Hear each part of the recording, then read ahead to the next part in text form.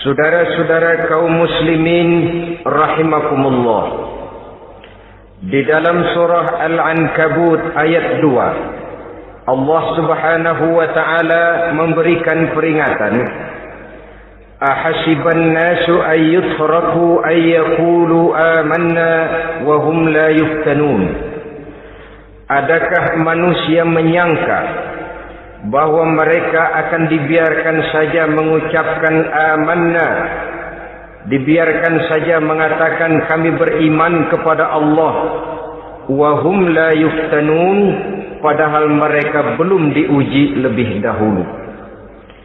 Ini berarti apabila seseorang sudah berani mengatakan amanna, kami beriman kepada Allah, maka hendaklah ia bersiap-siap untuk menghadapi ujian. Setelah ujian datang, barulah akan nampak nyata kadar dan kualitas keimanan yang dimiliki oleh seseorang. Timbul pertanyaan, mengapa orang yang beriman yang justru diuji oleh Allah Subhanahu wa taala? Logikanya tentu ringan saja, bahwa yang mengikuti ulangan di sekolah tentu adalah anak-anak sekolah. Kalau tidak sekolah, tentu saja tidak perlu ikut ulangan. Makin tinggi kelasnya, makin berat soal ulangan yang diberikan kepadanya. Demikianlah dalam kehidupan beragama. Justru yang beriman yang mendapat ujian dari Allah Subhanahu wa taala. Semakin tinggi nilai kualitas keimanannya, akan semakin berat ujian dan cobaan yang diberikan kepadanya. Nabi kita Muhammad sallallahu alaihi wasallam pernah pula memperingatkan. Beliau bersabda, "Inna asyaddal bala'i al-anbiya, thumma al-awliya, thumma al-ulama, thumma al-amsal fal-amsal, ubtuliyan nasu ala hasabi dini." Sesungguhnya ujian yang paling berat adalah yang telah diberikan Allah kepada para nabi-nabi. Di bawah itu adalah para aulia, kemudian para ulama, bertahap ke bawah dan ke bawah. Diuji setiap orang menurut keteguhan dan kekuatannya berpegang kepada agamanya.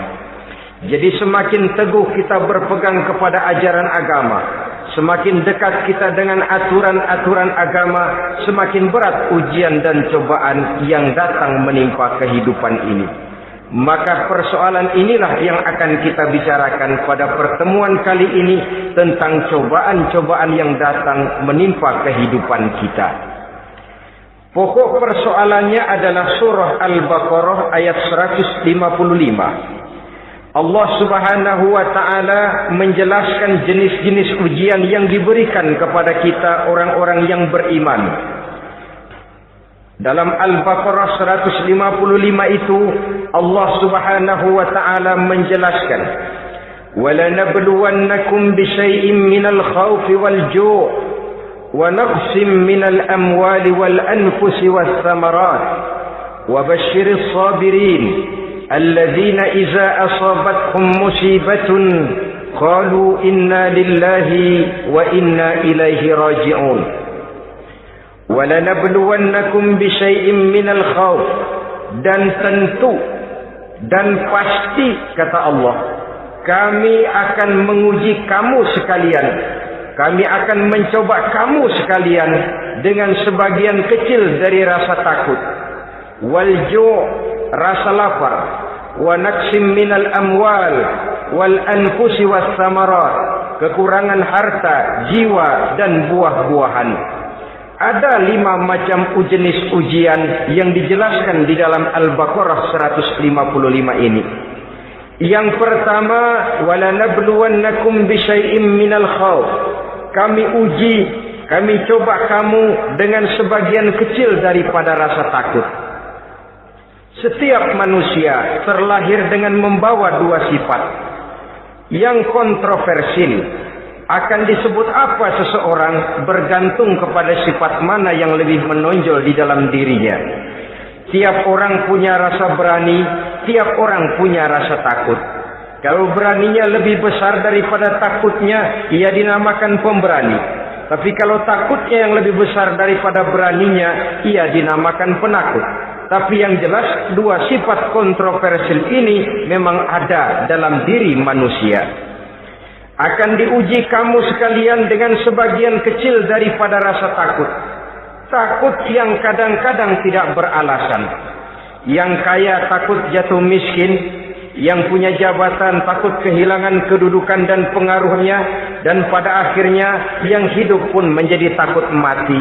Sesuatu yang sungguh tidak beralasan dan menimbulkan kegelisahan di dalam kehidupan. Mari kita lihat dampak yang ditimbulkan oleh rasa takut ini. Ada orang kaya yang takut jatuh miskin. Akibat rasa takutnya ini, pertama, ia menumpuk-numpuk harta sebisa-bisanya dengan menghalalkan segala macam cara. Tidak peduli halal haram, tidak ngerti hak batil, tidak tahu hak dan pantas dan ma'ruf munkar atau tercela. Yang penting ia bisa menumpuk-numpuk harta, menimbun-nimbunnya, tidak hanya cukup untuk dirinya sendiri. Kalau perlu anaknya sudah dipersiapkan untuk jadi orang kaya, cucunya disiapkan jadi orang kaya, anak cucunya, cucu-cucunya, seluruhnya. Dia takut jatuh miskin. Kemudian akibat dari rasa takut ini, ia pun terjebak ke dalam penyakit bakhil bin pelit alias kikir. Tidak sedikit pun tergerak hatinya untuk memberikan bantuan dan pertolongan kepada mereka yang memang memerlukannya. Termasuklah ia ke dalam apa yang diingatkan Allah, allazi jama'a malan wa addadahu yahsabu anna malahu akhlada. Orang-orang yang menumpuk-numpuk harta kemudian menghitung-hitungnya. Dia menyangka bahwa hartanya akan dapat mengekalkan kehidupannya di dunia ini. Dia menyangka hartanya akan dapat mengekalkan kebahagiaannya di dalam kehidupan ini. Maka kerjanya hanya menumpuk dan menumpuk, dan dia sangat takut untuk jatuh miskin. Saudara-saudara kaum muslimin rahimakumullah. Lalu yang kebetulan punya jabatan takut kehilangan kedudukan dan pengaruhnya. Maka ia akan melakukan segala cara dan jalan untuk menjaga keamanan dan ketenangan dari jabatan yang sedang didudukinya. Hilang kesadaran bahwa jabatan adalah amanah. Hilang pengertian bahwa kedudukan adalah alat untuk berbuat baik dan mengabdi kepada sesamanya. Yang ada pikirannya hanyalah bagaimana menjaga kedudukan dan pengaruhnya agar tetap ada dalam dirinya. Segala cara pun dilakukan dan kadang-kadang ia kehilangan kontrolnya. Kemudian pada akhirnya manusia pun dilanda oleh perasaan takut mati. Sungguh sangat tidak beralasan sama sekali. Karena mati adalah kewajiban dari semua yang bernama hidup. Dan Nabi mengingatkan, al-mautu babun fa kullun nasi dakhilu. Mati adalah merupakan satu pintu yang setiap orang akan masuk ke dalam pintu itu. Bahkan mati sesungguhnya bisa merupakan nasihat di dalam kehidupan kita. Beliau bersabda, taraktu fikum nasihataini, natiqan wa samitan. Aku tinggalkan kepada kamu dua macam nasihat. Pertama, nasihat yang pandai bicara, dan yang kedua, nasihat yang diam saja. Sahabat bertanya, nasihat yang pandai bicara itu apa ya Rasul? Beliau menjawab, Al-Quran. Kalau nasihat yang diam saja apa ya Rasul? Beliau menjawab, maut. Saudara-saudara kaum muslimin rahimakumullah. Yang kaya takut miskin. Yang punya jabatan takut kehilangan kedudukan dan pengaruhnya. Dan pada akhirnya yang hidup pun menjadi takut mati. Sesungguhnya takut-takut yang sangat tidak beralasan sama sekali. Jika orang kaya takut jatuh miskin, untuk itu kemudian dia menghalalkan segala macam cara untuk menumpuk kekayaan yang tidak akan habis dimakan selama 7 turunan. Kemudian diiringi dengan sifat bakhil, sifat tertutup, sifat berpangku tangan melihat kesulitan dan penderitaan orang lain, maka sesungguhnya dia tidak merasa bahwa harta merupakan titipan dari Allah Subhanahu wa taala, bahwa ia merupakan alat dan bukan merupakan tujuan di dalam kehidupan ini. Takut miskin adalah satu penyakit yang mengakibatkan orang lupa diri dan lupa daratan. Takut kehilangan kedudukan dan pengaruh juga adalah penyakit yang menyebabkan orang menghalalkan segala macam cara untuk menjaga kedudukan dan jabatannya. Dan takut mati juga sebenarnya sesuatu yang tidak beralasan, sebab siapa yang berani hidup harus berani pula menghadapi mati. Yang takut mati tidak usah hidup saja, karena mati adalah kewajiban bagi semua orang-orang yang hidup. Oleh karenanya, rasa takut yang tidak beralasan sesungguhnya merupakan ujian untuk menguji nilai-nilai keimanan yang ada di dalam diri kita. Orang kaya diuji dengan hartanya, pejabat diuji dengan kedudukan dan pengaruhnya, manusia hidup diuji dengan akan datangnya mati yang menjemput kehidupannya. Menghadapi ujian-ujian semacam ini, maka marilah kita menyadari, yang kaya tidak perlu takut miskin. Dari Allah harta itu datang, kepada Allah harta itu akan kembali. Yang punya kedudukan dan pengaruh tidak usah takut kehilangan kedudukan dan pengaruhnya, karena jabatan sesungguhnya merupakan amanah dari Allah Subhanahu wa taala yang harus digunakan dan dianggap sebagai kesempatan untuk berbuat kebajikan sebanyak-banyaknya. Saudara-saudara kaum muslimin rahimakumullah, ini bagian pertama dari ujian-ujian yang ada dalam Al-Baqarah 155. Walanabluwannakum bisyai'im minal khauf. Kami akan uji, kami akan coba kamu dengan sebagian kecil daripada rasa takut. Takut yang kadang-kadang saya katakan sekali lagi sangat tidak beralasan. Akibatnya bisa menimbulkan gejala-gejala yang aneh di dalam kehidupan kita. Saudara-saudara, yang kedua, walju, akan kami uji kamu dengan rasa lapar. Kelaparan belum tentu identik dengan kemiskinan. Bahkan di dalam surah An-Nahl ayat 112, Allah Subhanahu wa taala memberikan contoh yang sangat nyata dan jelas. وَضَرَبَ اللَّهُ مَثَلًا قَرْيَةً كَانَتْ آمِنَةً مُطْمَئِنَّةً يَأْتِيهَا رِزْقُهَا رَغَدًا مِنْ كُلِّ مَكَانٍ فَكَفَرَتْ بِأَنْعُمِ اللَّهِ فَأَذَاقَهَا اللَّهُ لِبَاسَ الْجُوعِ وَالْخَوْفِ بِمَا كَانُوا يَصْنَعُونَ. Allah memberikan contoh bagaimana keadaan satu negeri yang makmur, aman, tenang, tentram. Rezekinya datang dari segala arah. Fakafarat bi an'umillah, tapi sayang sekali penduduknya kufur dengan nikmat yang diberikan Allah Subhanahu wa taala kepada mereka. Akibatnya fa'azaqahallahu libasal ju'i wal khauf. Allah timpakan kepada mereka kelaparan dan ketakutan bima kanu yasnaun, sebagai akibat dari apa yang telah mereka lakukan. Marilah kita melihat contoh dalam Al-Quran ini untuk mengadakan introspeksi di dalam diri dan kehidupan kita masing-masing. Adalah satu keberuntungan bahwa kita sebagai manusia dijadikan Allah sebagai khalifahnya di permukaan bumi ini, yang ditugaskan untuk membudidayakan alam, mengelola dan mengambil manfaatnya bagi sebesar-besar manfaat di dalam kehidupan kita. Dijadikannya bumi untuk tempat tinggal kita sebagai hamparan di mana segala fasilitas dan kebutuhan hidup kita tersedia. Tinggal lagi kita pandai-pandai mengelolanya. Apalagi buat kita muslim yang tinggal di persada Nusantara tercinta Indonesia ini. Satu negara yang orang katakan untayan jamrut katulistiwa, yang hijau ranau subur makmur, melahirkan slogan dengan kata gemah rifah loh jenawi toto tentrem kerto raharjo.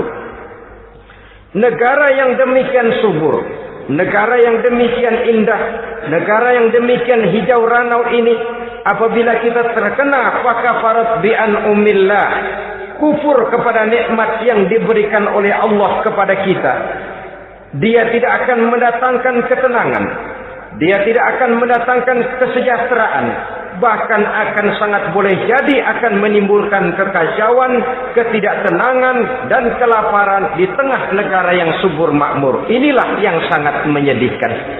Kenapa ini bisa terjadi? Fakafarat bi an'umillah, orang kufur terhadap nikmat yang diberikan Allah Subhanahu wa taala. Diberikan negara yang subur, makmur, indah, hijau, ranau, tapi dikelola dengan cara yang brutal dan membabi buta. Menguras sumber daya alam melampaui sebagaimana yang seharusnya, sehingga memperkosa keadaan alam itu sendiri. Hutan dan belukar yang ditebangi secara liar dan sembarangan akan melahirkan gurun-gurun pasir yang gersang dan tandus, sehingga dengan demikian maka akan mengakibatkan malapetaka bagi kehidupan manusia itu sendiri. Begitu juga percobaan-percobaan ilmu pengetahuan yang mengundang dan mengandung reaktor-reaktor nuklir akan memberikan luka kepada alam itu sendiri, yang mengakibatkan akan kembali kerugian kepada makhluk bernama manusia. Saudara-saudara kaum muslimin rahimakumullah. Jadi dengan demikian, di dalam satu negara yang subur, hijau, ranau dan makmur, bisa saja terjadi kelaparan apabila kita ingkar, tidak mau bersyukur terhadap nikmat yang diberikan Allah kepada kita. Kita kelola alam ini seenak perut kita saja dengan tidak memikirkan akibatnya di kelak kemudian hari nanti. Kita ambil satu contoh. Orang-orang tua kita dulu pada umur 60 tahun, 70 tahun, kalau dia menanam kelapa, orang lalu bertanya, kakek nanam kelapa untuk siapa nanti? Apa jawabannya? Untuk anak cucu saya. Umur 60 tahun atau umur 70 tahun, ia masih menanam pohon kelapa. Untuk apa katanya? Untuk anak cucu saya di belakang kemudian hari nanti. Orang yang bisa menanamkan sesuatu untuk generasi yang akan datang, itulah orang tua yang bijaksana. Tapi orang yang menanam sesuatu hanya untuk kepentingan dirinya sendiri saja, maka itulah orang yang hanya mementingkan diri sendiri atau orang egois. Tapi lebih celaka lagi, orang yang mau melakukan sesuatu yang akan meninggalkan akibat bagi generasi yang akan datang, akibat yang tidak baik, itulah orang yang aniaya, orang yang zalim di dalam kehidupan kita. Bumi, tempat di mana kita manusia tinggal, bukan satu wujud yang tanpa batas. Pernahkah kita membayangkan cuma satu bumi untuk dihuni oleh 5 miliar lebih dari makhluk bernama manusia, yang kadang-kadang pertumbuhan sarana untuk menunjang kehidupan tidak sepesat pertumbuhan jumlah makhluk bernama manusia itu sendiri. Oleh karena itu kita dituntut untuk pandai-pandai mengelola, membudidayakan alam ini dengan tetap menjaga keseimbangannya, sehingga bahaya kelaparan yang merupakan ujian di dalam kehidupan, insya Allah tidak akan kita temukan di dalam kehidupan kita. Saudara-saudara kaum muslimin rahimakumullah, ini kelaparan dalam artian sebagai satu bangsa. Bisa juga kelaparan dalam artian dalam kehidupan pribadi daripada manusia. Hidup ini, kata orang, berjalan bagaikan roda pedati. Sekali tempo naik kita ke atas, lain saat turun kita ke bawah. Ada saatnya kita jaya, ada saatnya kita pun mengalami kemunduran. Oleh karena itu, pasang surut kehidupan ini membuat orang seharusnya sadar bahwa pasang surut itu tidak harus menyebabkan pasang surutnya dia di dalam melaksanakan ibadahnya kepada Allah Subhanahu wa taala. Kelaparan boleh jadi memang merupakan ujian untuk menguji nilai-nilai keimanan seseorang. Apabila dalam kondisi lapar imannya mantap, imannya teguh, imannya kuat, maka dalam kondisi di mana perutnya tidak lapar, tentu iman itu akan lebih bertambah mantap lagi. Kalau orang perutnya kenyang, kalau orang perutnya berisi penuh, lalu imannya stabil, kemudian pada saat kelaparan imannya pun mengalami penurunan, maka di situ nyata, di saat dia diuji dengan kelaparan, kualitas imannya ikut menyurut, mundur ke belakang, dan mengalami proses degradasi, proses peluncuran dan penurunan. Oleh karenanya, marilah kita menyadari Allah Subhanahu wa ta'ala senantiasa memberikan yang terbaik kepada kita bersama. Kelaparan, apabila kita terima dengan sikap lapang dada, tidak akan menyebabkan kita menjadi berbuat nekat. Tetapi kita tetap dalam kontrol, tetap dalam keadaan yang stabil, tidak keluar dengan melakukan perbuatan-perbuatan yang negatif. Bagaimanapun kita ingin membela dan mempertahankan kelangsungan hidup, betapa dan bagaimanapun kita ingin menjaga kelangsungan perut, namun kita tetap tidak keluar dari norma-norma dan kaedah-kaedah yang telah ditentukan di dalam kehidupan beragama. Inilah cobaan yang kedua yang ada dijelaskan dalam Al-Baqarah ayat 155 tadi, berupa kelaparan. Yang ketiga, wa naqsim minal amwal, kekurangan harta alias kemiskinan. Kemiskinan, saudara-saudara, merupakan ujian dari Allah Subhanahu wa ta'ala untuk menguji sejauh mana kekuatan iman yang kita miliki di dalam kehidupan. Tetapi sesungguhnya bukan hanya kemiskinan, kekayaan pun pada hakikatnya juga merupakan ujian. Namun umumnya manusia akan lebih merasa diuji jikalau dia miskin daripada diuji jikalau dia menjadi orang yang kaya. Pada sisi lain, kenyataan mengatakan banyak orang lulus ketika diuji dengan kemiskinan, tetapi gagal berantakan setelah diuji dengan kekayaan. Kemiskinan pun apabila kita lihat dari segi kehidupan bermacam bentuknya. Ada kemiskinan di bidang ilmu pengetahuan. Karena kemiskinan dan kebodohan memang merupakan dua saudara yang seakan-akan sekandung. Yang satu bisa menimbulkan yang lain, tapi paling celaka kalau keduanya sudah berjalan beriringan. Maksud saya, kemiskinan bisa menimbulkan kebodohan, kebodohan bisa menimbulkan kemiskinan, tapi yang paling celaka sudahlah miskin, bodoh pula. Miskin ilmu. Yang kedua, miskin akhlak. Ini lebih parah lagi daripada miskin ilmu. Kalau miskin ilmu, orang sekadar goblok bin bodoh alias tolol, maka miskin akhlak ini menyebabkan orang kurang ajar, tidak punya budi pekerti. Sehingga dengan demikian miskin akhlak sesungguhnya lebih bahaya daripada miskin ilmu. Adapun miskin yang kita kenal pada umumnya dan juga yang dimaksud dalam ayat ini adalah miskin harta.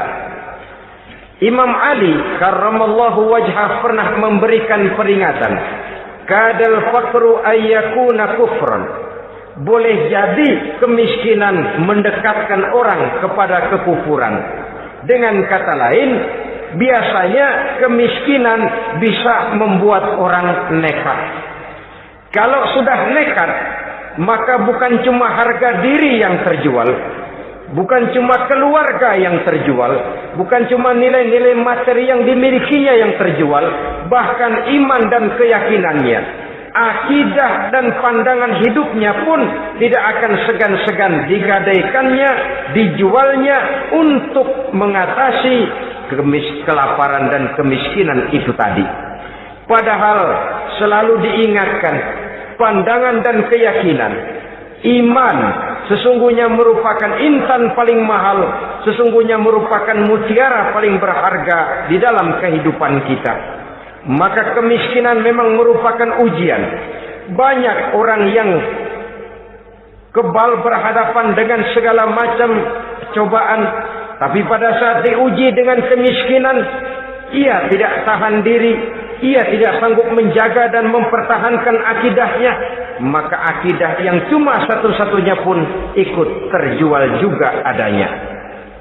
Saudara-saudara kaum muslimin rahimakumullah, mari kita menelusuri bahwa sesungguhnya Nabi menyatakan, ajaban li amril muslim, inna amrahu kullahu lahu khair.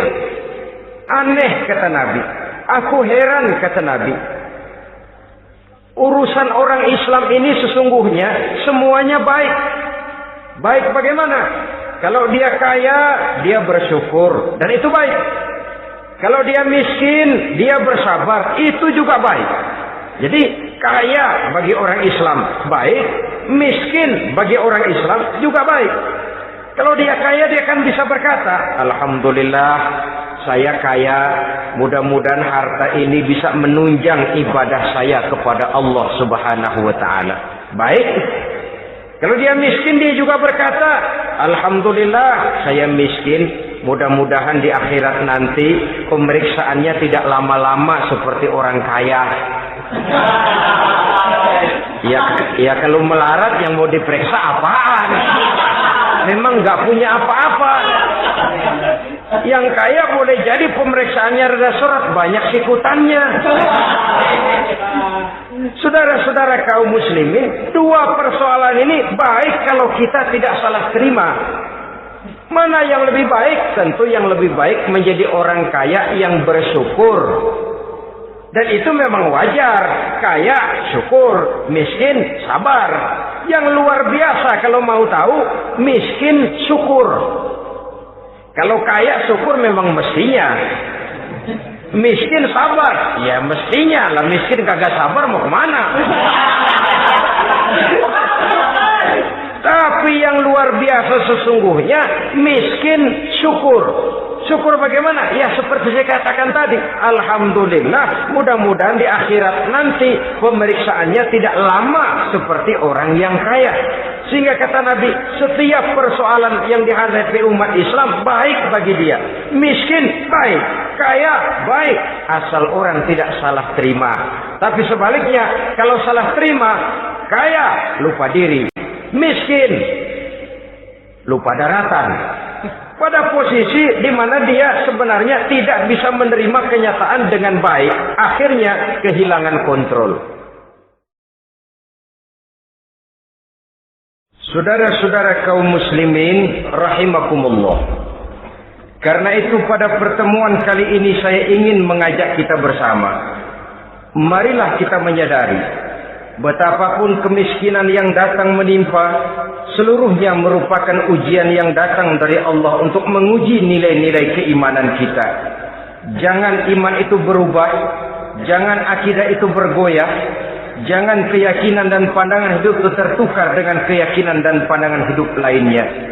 Bahkan dalam kemiskinan, orang biasanya menemukan diri dan kepribadiannya. Dalam kemiskinan, orang bisa berjalan lebih lurus untuk mendekati Allah Subhanahu wa ta'ala. Sesungguhnya kemiskinan bukan merupakan sesuatu yang harus kita takuti, apalagi kalau ia memang merupakan ujian. Kemiskinan yang merupakan ujian adalah kemiskinan yang akan berakhir dengan kebaikan. Saudara-saudara kaum muslimin, tapi jangan lupa membicarakan pokok persoalannya. Ini kalau kemiskinan menimpa orang-orang yang beriman, itu yang ujian. Kalau nggak beriman, melarat, bukan ujian, persekot.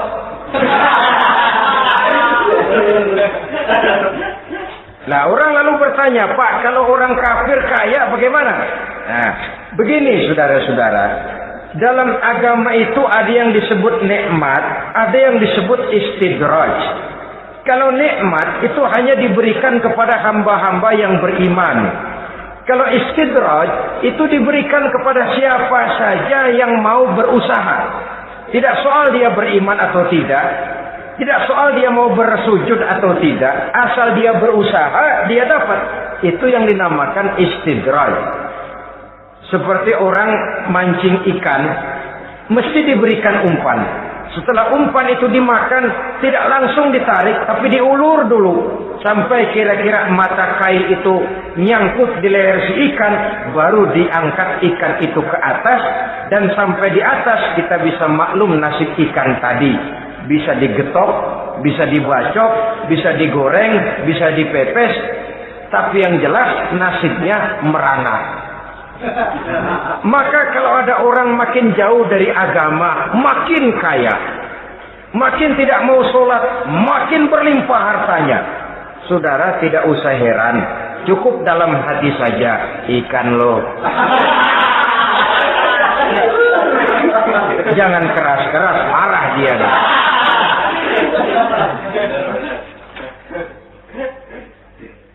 Kemiskinan apabila didasari dengan sikap keimanan merupakan ujian untuk menguji kualitas keimanan seseorang.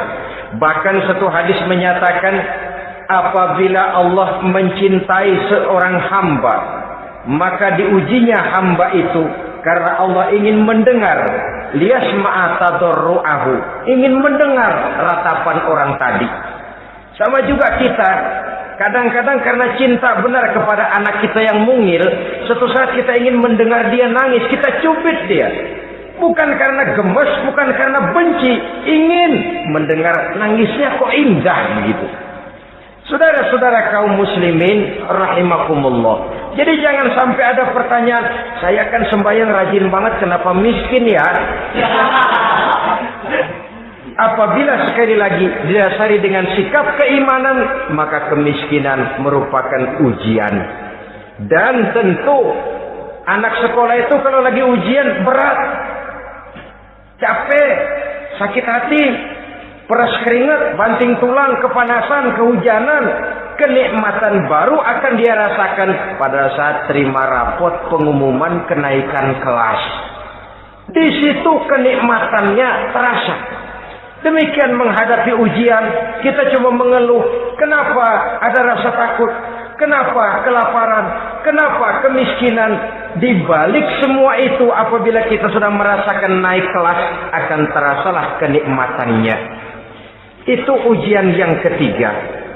Yang keempat yang diceritakan dalam Al-Baqarah 155, wal anfus ay wa naqsim minal anfus, kekurangan jiwa atau kematian. Saudara-saudara, yang hidup takut mati, padahal semua makhluk hidup harus berani mati. Bagaimanapun takutnya kita kepada mati, bisakah kita menghindarkan diri dari dia? Bagaimanapun kita tidak ingin bertemu malaikat maut, kemana kita akan lari bila dia datang mengetuk pintu? Bagaimanapun kita ingin menghindar dari pertemuan dengannya, kemana kita akan lari apabila dia sudah datang hendak menjemput nyawa? Karena itu memang ada satu prinsip yang dijelaskan oleh para ulama kita, iskariman au mut syahidan. Mati dan hidup dua hal yang tidak terpisahkan. Oleh karenanya, kalau memang hidup, hiduplah secara mulia. Kalau mati, matilah secara syahid. Hidup mulia atau mati syahid. Jangan terbalik. Hidup sia-sia, mati konyol. Nilai yang tidak ada artinya. Alangkah nikmatnya hidup yang berisi kemuliaan, dan alangkah indahnya mati dalam nilai syahid. Saya ingin menyegarkan ingatan saudara-saudara kepada sikap Nabi Allah Ismail alaihi salam ketika menghadapi keputusan dari Allah Subhanahu wa taala memerintahkan Nabi Ibrahim alaihi salam untuk menyembelih leher anaknya Ismail, yang ini berarti adalah kematian. Ketika datang perintah untuk menyembelih leher Nabi Ismail, Nabi Ibrahim berkata kepada putranya, "Ya bunayya inni ara fil manami anni azbahuka fanzur maza tara." Ananda Ismail, ayah mimpi diperintah oleh Allah untuk menyembelih lehermu. menurut pendapatmu bagaimana mimpi ini nak? Laksanakan atau ndak usah? Saya tidak sanggup membayangkan. Anak cuma satu-satunya. Sudah lama diharapkan. Si buah hati belahan jantung pelanjut cerita penerus sejarah. Ketika anak ini sedang lucu-lucunya, turun perintah untuk menyembelihnya. Ya, kalau anak kita banyak, turun perintah potong leher anakmu, mungkin kita bisa pilih yang mana yang rada bandelan nih.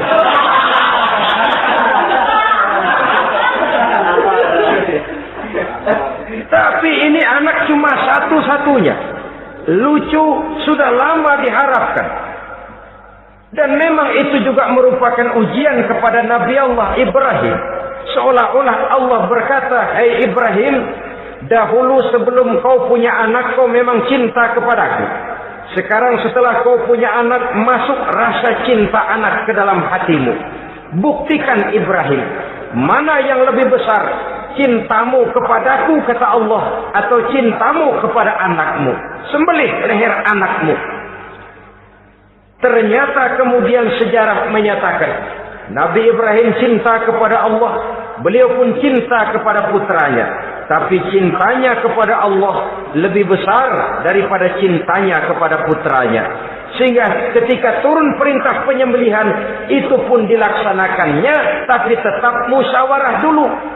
Yakin itu memang perintah Allah, beliau toh mengajak dialog putranya. Ini yang penting dalam kehidupan kita. Dialog. Nah, bapak mimpi diperintah Allah untuk menyembelih lehermu. Menurut pendapatmu bagaimana nak? Laksanakan atau tidak? Yakin itu perintah Allah, tapi asas musyawarahnya tidak beliau tinggalkan. Walaupun yakin orang tua berbuat untuk kebaikan anak, alangkah baiknya anak diajak bicara. Sehingga dengan hasil pembicaraan ini nanti kita akan mengerti gejala perkembangan dan kemauan dari jiwa si anak tadi. Saudara-saudara kaum muslimin, apa jawaban Nabi Allah Ismail yang ketika itu masih remaja? Beliau menjawab, "Ya abatif al-ma tu'mar, satajiduni insyaallahu minas sabirin." Bapak, jikalau memang ini memang perintah Allah, laksanakan saja Bapak. Tidak usah ragu. Mudah-mudahan nanti Bapak akan menemukan saya termasuk ke dalam golongan orang-orang yang sabar. Ini pantulan doa Nabi Ibrahim dahulunya ketika meminta seorang keturunan yang merupakan anak yang soleh. Jawaban dari anak yang soleh. Kalau memang ini perintah Allah Bapak, laksanakan saja. Saya insya Allah termasuk ke dalam golongan orang-orang yang sabar. Kalau Allah memerintahkan Bapak untuk menyembelih leher saya, silahkan Pak. Saya ikhlas, saya ridho, saya rela untuk memenuhi perintah Allah Subhanahu wa ta'ala. Ini jawaban anak soleh. Sebab itu sering saya katakan, kalau kita cuma punya anak pintar tidak soleh, mungkin jawabannya nggak begini. Nak, Bapak diperintah motong leher kamu, nak, bagaimana pendapatmu? Mungkin dia jawab, Bapak aja yang Tuhan, Pak.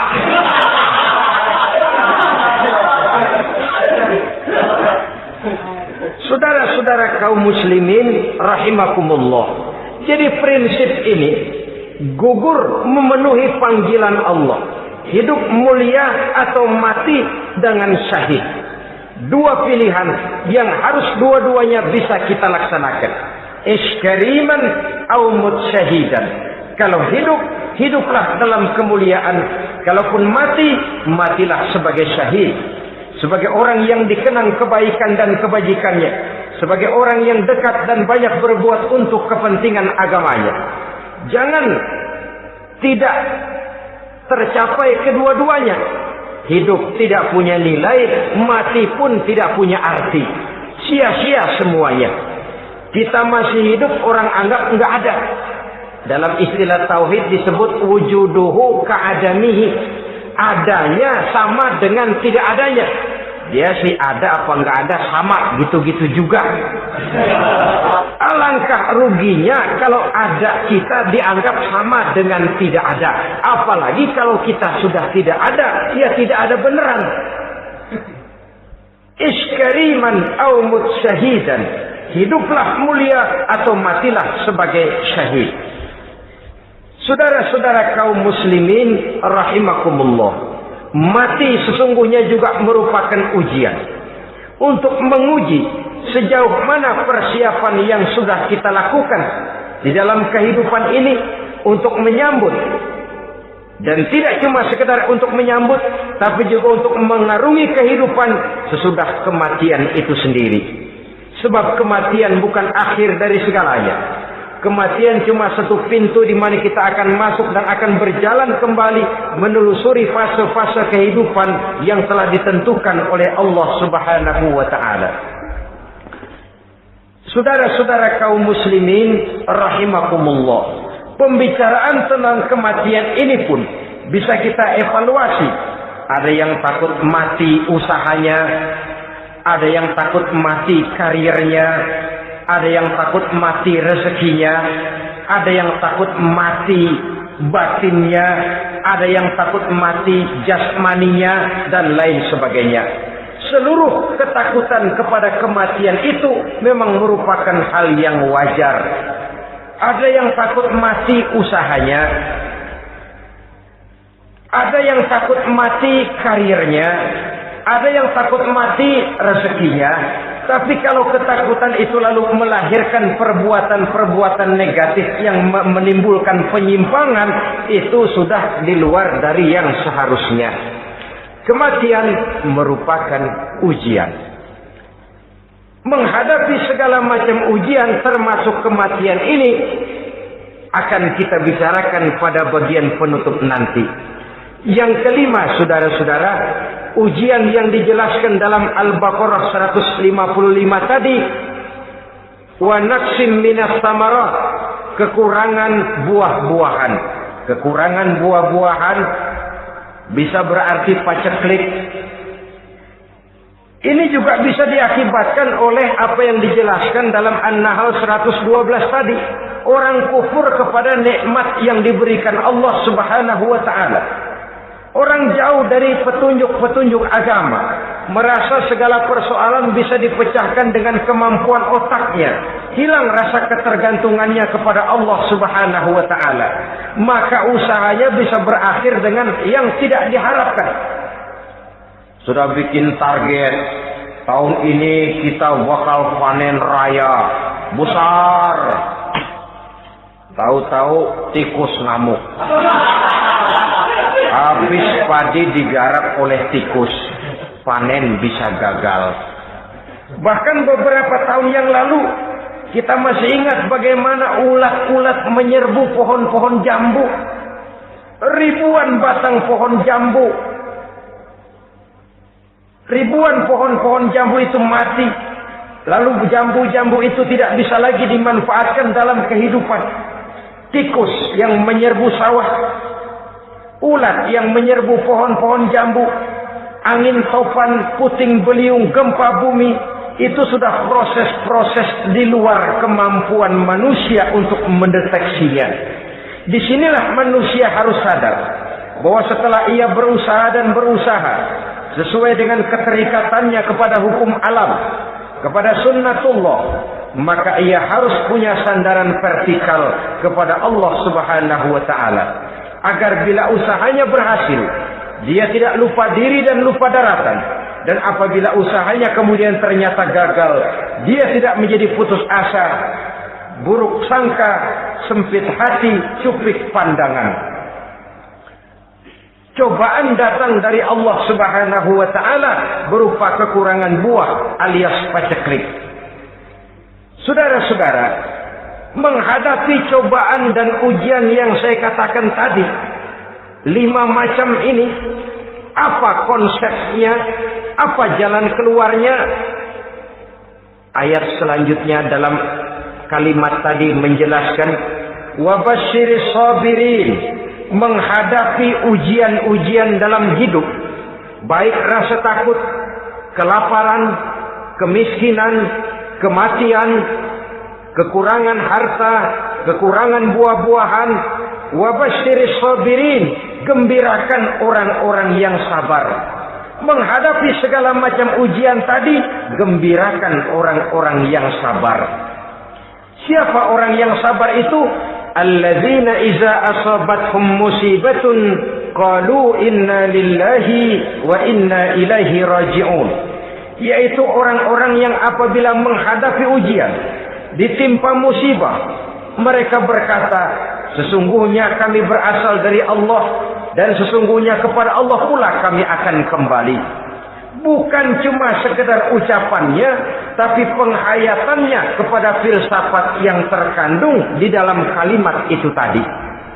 Maka jadilah dia semacam lipstick, jadilah dia semacam dekorasi. Apabila kita berjanji dan dalam hati kita sudah ada kemungkinan besar kita tidak akan datang, kita tetap menggunakan kata-kata insya Allah. Padahal yang jelas tidak akan mau datang adalah kita. Kita sandarkan dan kita kembalikan itu kepada Allah. Sesungguhnya kami berasal dari Allah. Sesungguhnya kepada Allah juga kami akan kembali. Bukan cuma sekedar ucapannya, tapi juga penghayatan kepada filsafat yang terkandung di dalamnya. Kalau suatu saat kita harus kehilangan harta yang kita miliki, kenapa tidak berpikir inna lillahi wa inna ilaihi raji'un? Bahwa dulu pun ketika lahir ke dunia ini tidak ada harta yang saya bawa. Kalau sekarang harta itu hilang, inna lillahi wa inna ilaihi raji'un. Itu yang saya maksud. Kalau sekarang, kalau suatu saat kita harus melepaskan pangkat jabatan yang kita sayangi, kenapa kita tidak kembali kepada inna lillahi? Dulu pun ketika waktu lahir ke dunia ini tidak ada pangkat dan jabatan yang saya bawa. Kalau sekarang harus pensiun, inna lillahi wa inna ilaihi raji'un. Ini kadang-kadang enggak. Dengar mau mutasi, mau pensiun, mulutnya inna lillahi, tapi gerbek-gerbek dukun diusul.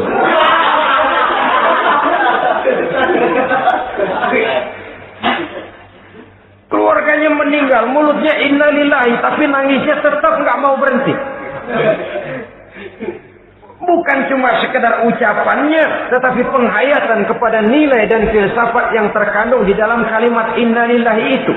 Sesungguhnya segalanya saja berasal dari Allah. Segalanya saja akan kembali kepada Allah Subhanahu wa ta'ala. Kalau ini yang kita jadikan landasan, maka sesungguhnya menghadapi berbagai ujian ini kita tidak akan salah tingkah, tidak akan salah tingkah, tidak akan salah sikap. Kalau sudah ini dasar dan fondasi yang menjadi landasan tempat di mana seluruh cobaan datang bertumpu, segalanya datang dari Allah, segalanya akan kembali kepada Allah, maka betapapun bertumpu ujian datang menimpa, rasanya tidak akan lagi membuat kita goyah, karena fondasi tempat kita berdiri sudah demikian kokoh dan kuatnya. Dan fondasi itu inna lillahi wa inna ilaihi raji'un. Segalanya datang dari Allah, segalanya akan kembali kepada Allah Subhanahu wa ta'ala. Keyakinan ini memberikan kelapangan jiwa. Dari kelapangan jiwa, maka akan tertuang ketenangan dan ketentraman. Jauh dari stres, jauh dari darah tinggi, jauh dari bingung, jauh dari rasa takut. Segalanya sudah kita kembalikan kepada Allah Subhanahu wa ta'ala.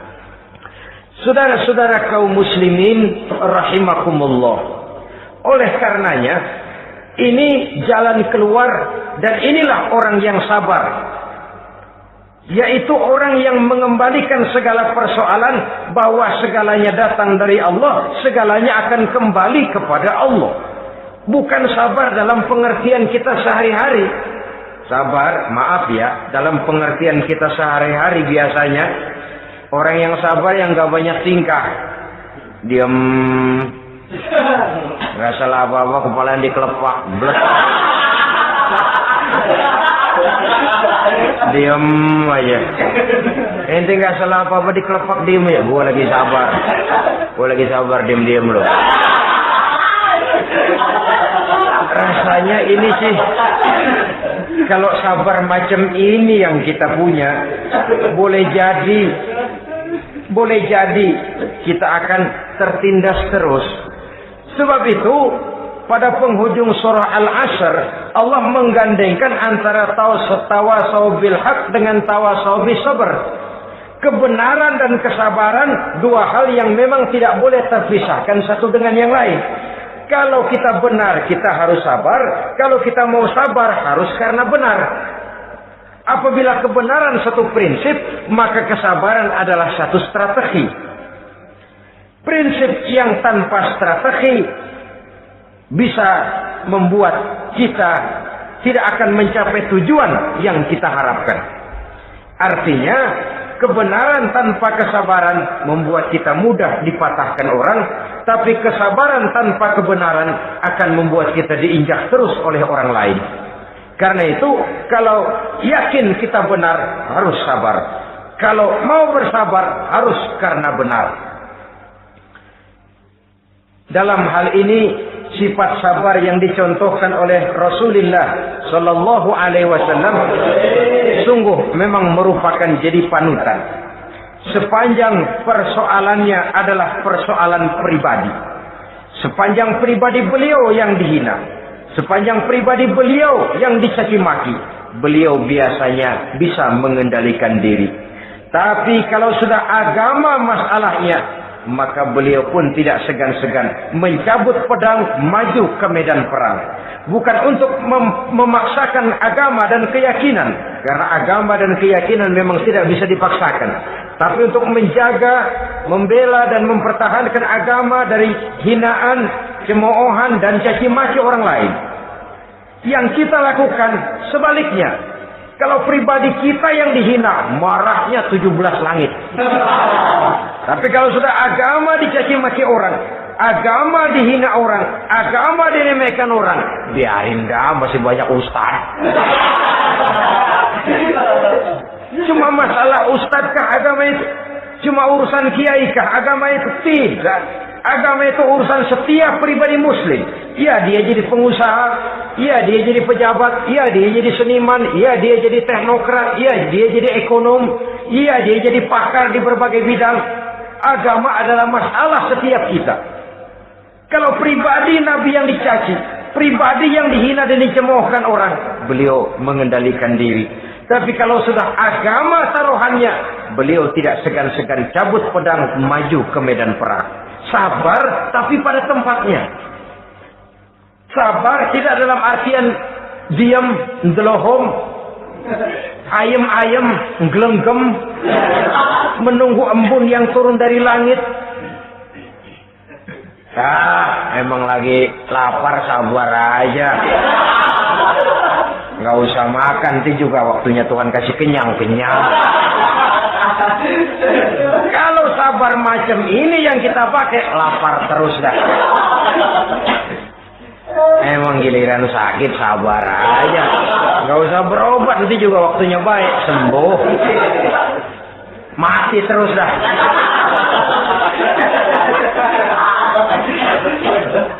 Ya perkara ada orang sakit tidak berobat sembuh, itu hak Allah. Tapi tidak boleh kita jadikan sandaran, apalagi kalau makom kita dengan Allah masih sedemikian jauhnya.